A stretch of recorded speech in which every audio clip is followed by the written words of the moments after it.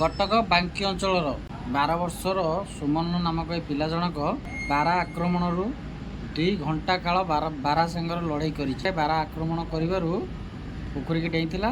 ପରେ ପରେ ବାରା ତା ଉପରକୁ ଡେଇଁଥିଲା। ସେଠି 2 ଘଣ୍ଟା କାଳ ବାରା ସାଙ୍ଗରେ ସେ ଲଢ଼େଇ କରିଛି। ଏ ଭିଡ଼ିଓଟାକୁ ଲାଷ୍ଟ ପର୍ଯ୍ୟନ୍ତ ଦେଖନ୍ତୁ, ତାପରେ କଥା ହେବା।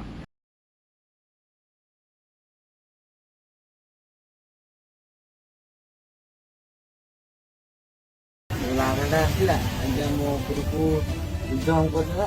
ମୁଁ ତାପରେ ପାଣି ଭିତରୁ ଡେଇଁ ପଇଲି। ଡେଇଁ ପଇଲା ଯୋଗୁଁ ସିଏ ମୋ ଉପରେ ଡେଇଁ ପଇଲା। ମୁଁ ଆଜ୍ଞା ତାଙ୍କ ପାଣି ଭିତରେ 2 ଘଣ୍ଟା ପର୍ଯ୍ୟନ୍ତ ଲଢ଼ିଛି।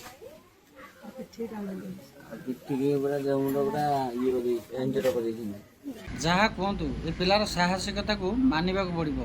2 ଘଣ୍ଟା କାଳ ରେଷ୍ଟ ରୁମ୍ ଆସିବା ପର୍ଯ୍ୟନ୍ତ ସେ ବାରା ସାଙ୍ଗର ସେ ପାଣି ଭିତରେ ଲଢ଼େଇ କରିକି ରହିଥିଲା। ରେଷ୍ଟ ରୁମ୍ ଆସିଲା ପରେ ଉଦ୍ଧାର କରାଯାଇଛି। କେବଳ ଏ ସାହସିକତା ପିଲା ପାଇଁ ସୁନ୍ଦର କମେଣ୍ଟ କରନ୍ତୁ। ଜୟ ଜଗନ୍ନାଥ।